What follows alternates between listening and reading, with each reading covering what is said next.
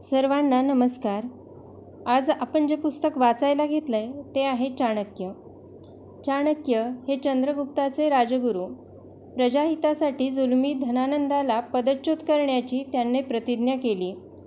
ती प्रतिज्ञा पूर्ण करून त्याने चंद्रगुप्ताला मगध सम्राट बनविले.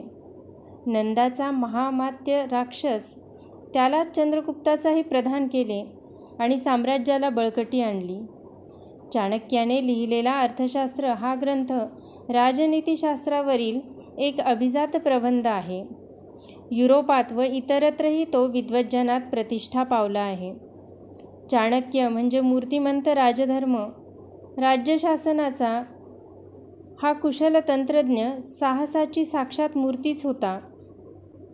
ध्येयसिद्धीचा चिरंतन ध्यास असलेला तो एक महान साधक होता.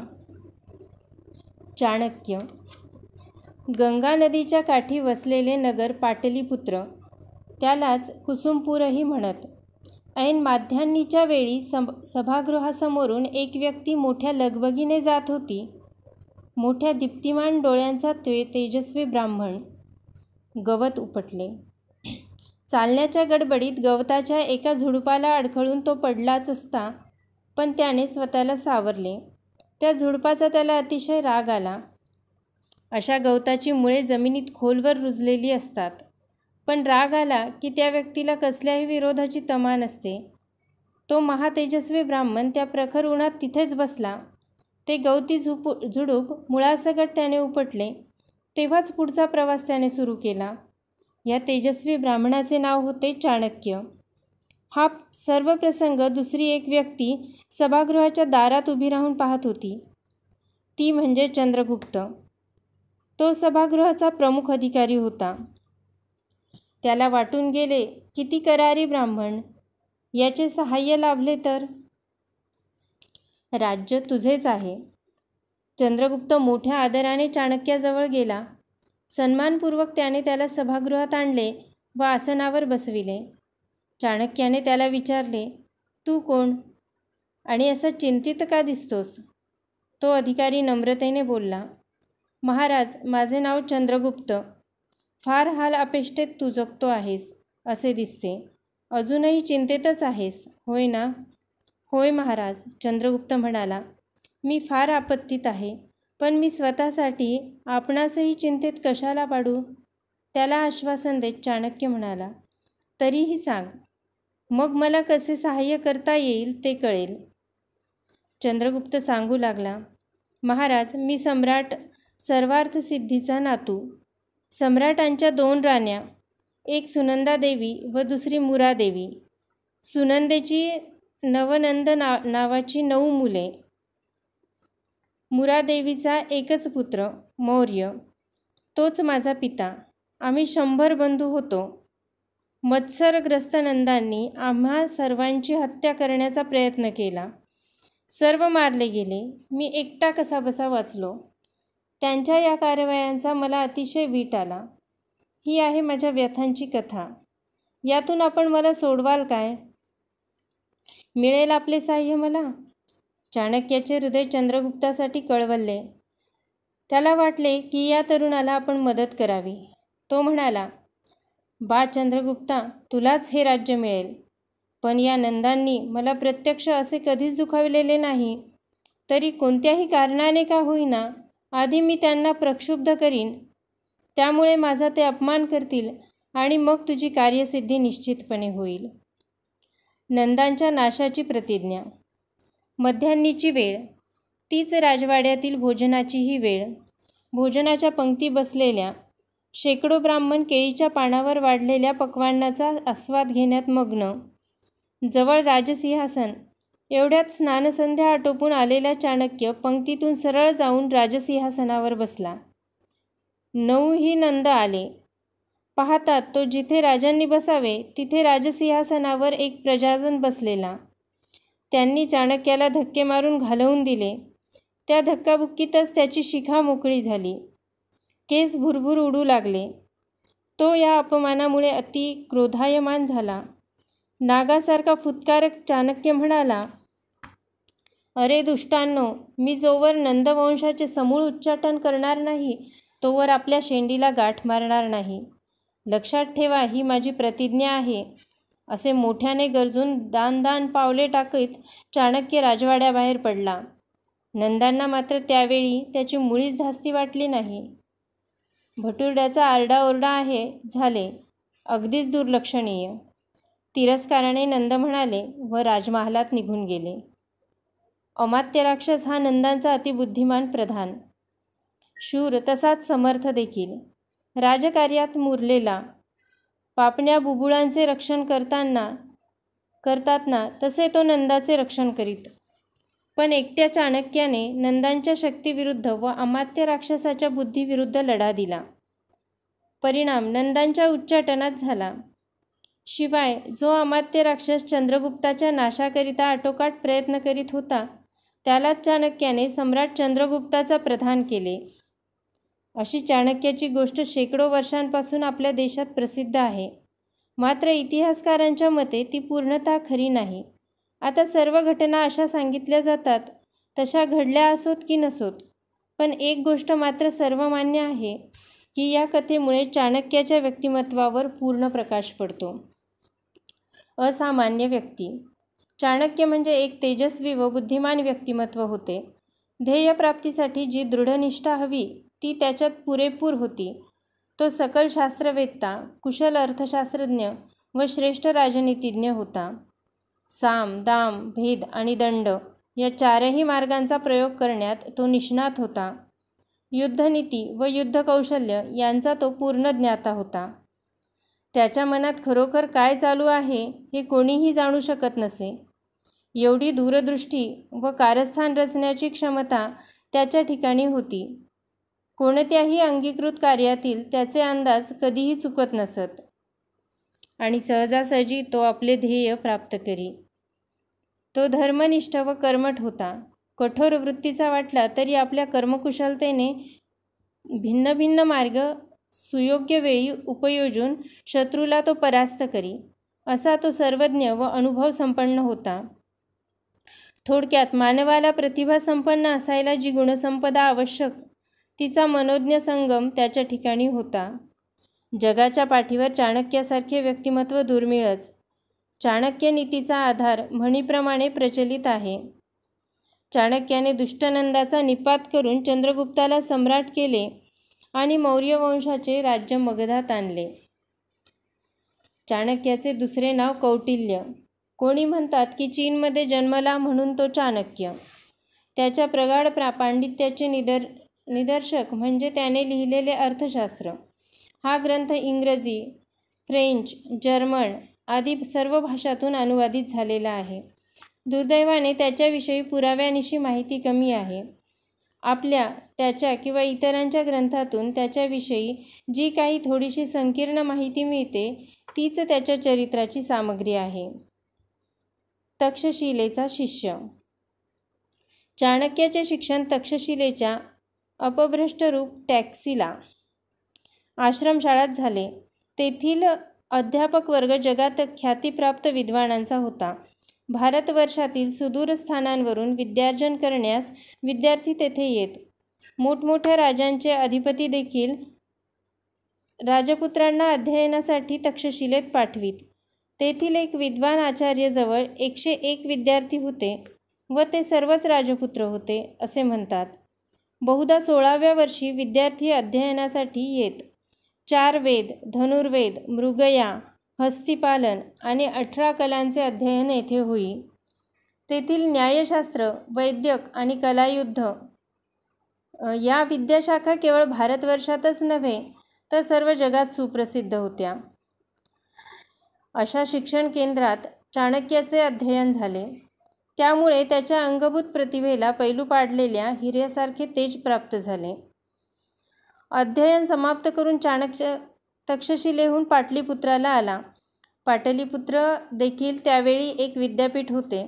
तेथे विद्वानांना प्रतिष्ठा होती.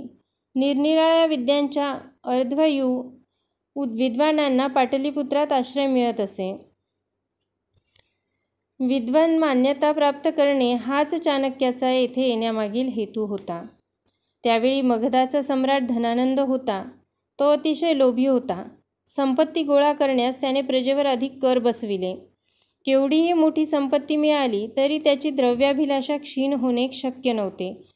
लोक म्हणत कातडे किंवा दारू यावरच काय, तिथे दगडावर देखील कर आकारणी होते. अशा मार्गांनी किती संपत्ती धनानंदाने जमविली हे कोणाला माहीत नव्हते.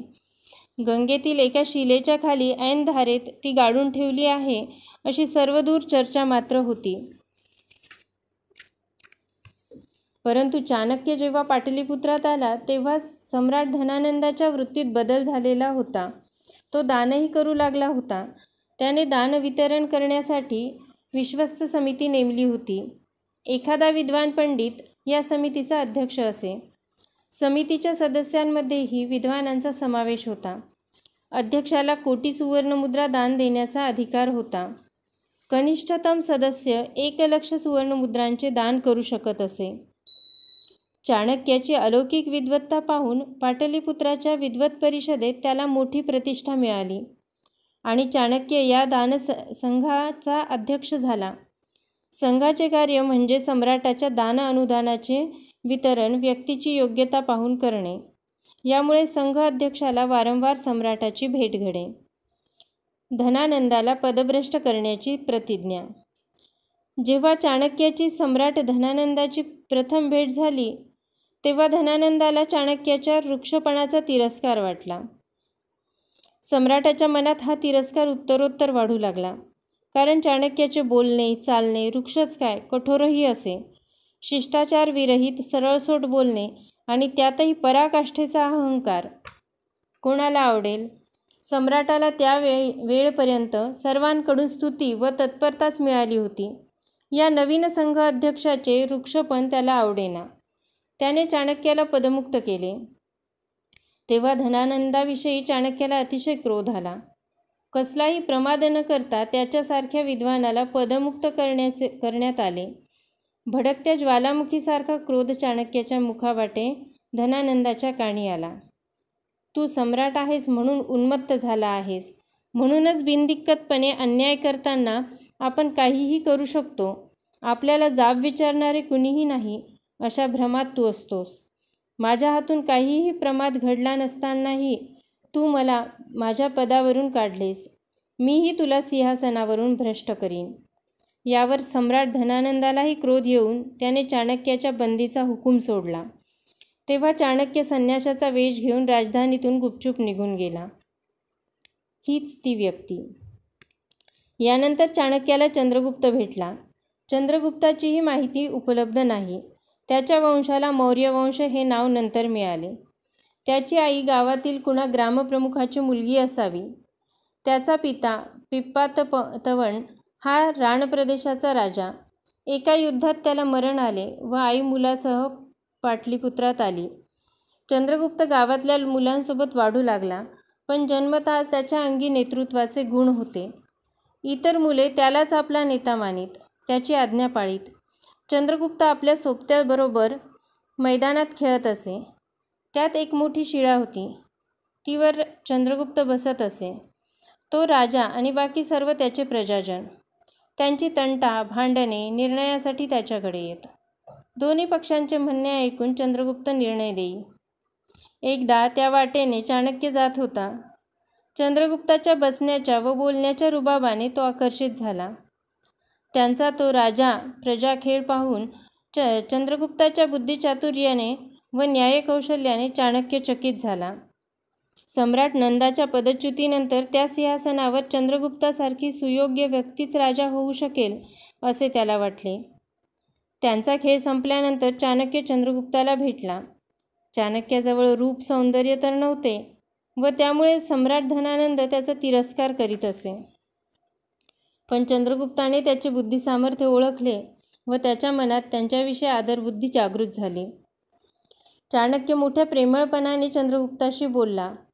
त्याची परिस्थिती त्याने जाणून घेतली. तो त्याच्या घरी गेला व त्याच्या आईशी व हितचिंतकांशीही बोलला.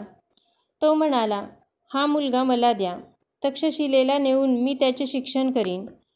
चंद्रगुप्ताची आई म्हणाली, अपरिचिताबरोबर मुलाला कसे पाठवावे म्हणून प्रथम नाराज होती. पण पित्याचे छत्र नाहीसे झालेल्या या बालकाचे येथे काय शिक्षण होणार? विद्येविना याचे भाग्य कसे उजळणार? तक्षशिलेच्या विद्यापीठात शिक्षण मिळणे हे तर देवाचे वरदानच ठरेल. कदाचित ही संधी हुकेल, असे वेगवेगळे विचार तिच्या मनात आले. अपरिचित चाणक्याच्या गोड बोलण्याने व त्याच्या तेजाने ती दिपली आणि चंद्रगुप्ताला तक्षशिलेला नेण्यास तिने अनुमोदन दिले. 7-8 वर्षे चाणक्याच्या पसंतीच्या आचार्यांकडून तक्षशिलेला चंद्रगुप्ताचे अध्ययन झाले. युद्धकला आणि राजनीतीमध्ये तो विशेष पारंगत झाला. ग्रीक आक्रमक. यावेळी चंद्रगुप्त व चाणक्य या गुरुशिष्यांच्या साक्षीने भारताच्या इतिहासात भिन्न भिन्न घटना घडत होत्या. ग्रीसचा तरुण राजा अलेक्झांडर मोठ्या सैन्यानिशी भारत पादाक्रांत करण्यास निघाला होता. बराचसा भारत त्याने जिंकला. भारताची भूमी परकीयांच्या गुलामगिरीत जात असताना भारतीयांनी शौर्याने या परचक्राला तोंड दिले. स्त्रिया देखील मागे राहिल्या नाहीत. पण संघटिततेचा अभाव असल्याने भारतीय पराभूत झाले. चाणक्याच्या दृष्टीने परचक्र व परकीयांचे राज्य म्हणजे विषच. परकीय राजे फूट पाडतील, कलह लावतील, लुबाडतील व देशाला दरिद्री बनवतील असे त्याला वाटे.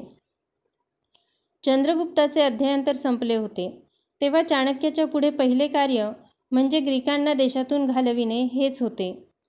सैन्याची जमवाजम. चंद्रगुप्त चाणक्याने ग्रीकांशी लढा कसा दिला याचा तपशील उपलब्ध नाही. चंद्रगुप्त कोणत्याही देशाचा राजा नव्हता, त्यामुळे त्याच्याजवळ सेनाही नव्हती. पण चाणक्याच्या कार्यकुशल प्रवृत्तीमुळे ग्रीकांशी लढा देण्याची असंभाव्य गोष्ट शक्य झाली. दोघांनीही भारताच्या निरनिराळ्या प्रदेशात प्रवास करून लढाऊ जातीतून सैन्य गोळा केले. हेही चाणक्याला पुरेसे वाटले नाही, म्हणून त्याने हिमालयाच्या खोऱ्यातील पर्वतक किंवा पर्वतेश राजांशी मैत्री संपादन केली व चंद्रगुप्ताला त्यांचे सहाय्य मिळवून दिले.